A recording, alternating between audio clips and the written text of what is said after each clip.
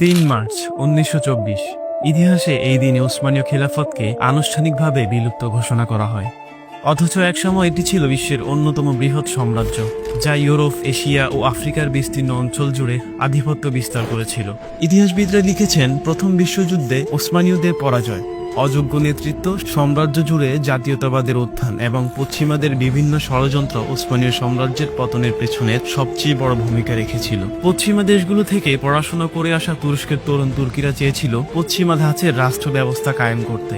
তরুণ তুর্কিদের এই বিদ্রোহ দমন করতে অটোমান সুলতান ষষ্ঠ মেহমেদ তুর্কি জেনারেল মোস্তফা কামাল আতাতুর্ককে আনাতোলিয়া পাঠান। কিন্তু সেখানে গিয়ে আতাতুর্ক উল্টো জাতীয়তাবাদী আন্দোলনেরই একজন নেতা হয়ে ওঠেন।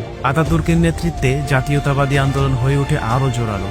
জাতীয়তাবাদীদের পৃষ্ঠপোষকতায় প্রতিষ্ঠিত তুরস্কের গ্র্যান্ড ন্যাশনাল অ্যাসেম্বলি ১ নভেম্বর 1922 সালে অটোমান সুলতানতন্ত্র বিলুপ্ত ঘোষণা করে। 29 অক্টোবর 1923 সালে মোস্তফা কামাল আতাতুর্ক তুরস্ক প্রজাতন্ত্র প্রতিষ্ঠা করেন। তবে খিলাফত ব্যবস্থা তখনও বিলুপ্ত করা হয়নি।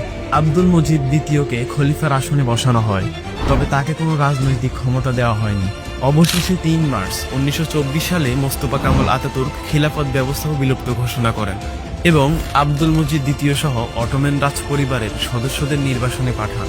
দীর্ঘ ৬০০ বছরের অধিক সময় ধরে ইউরোপ, এশিয়া ও আফ্রিকার বিস্তীর্ণ অঞ্চল শাসন করা ওসমানীয়দের পতনের মধ্য দিয়ে সৃষ্টি হয় ৪০টিরও বেশি স্বাধীন দেশের।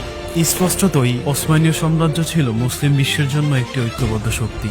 এর পতনের মধ্য দিয়ে সেই ঐক্যবদ্ধ শক্তি অনির্দিষ্টকালের জন্য মরুর বালিতে মিশে যায়।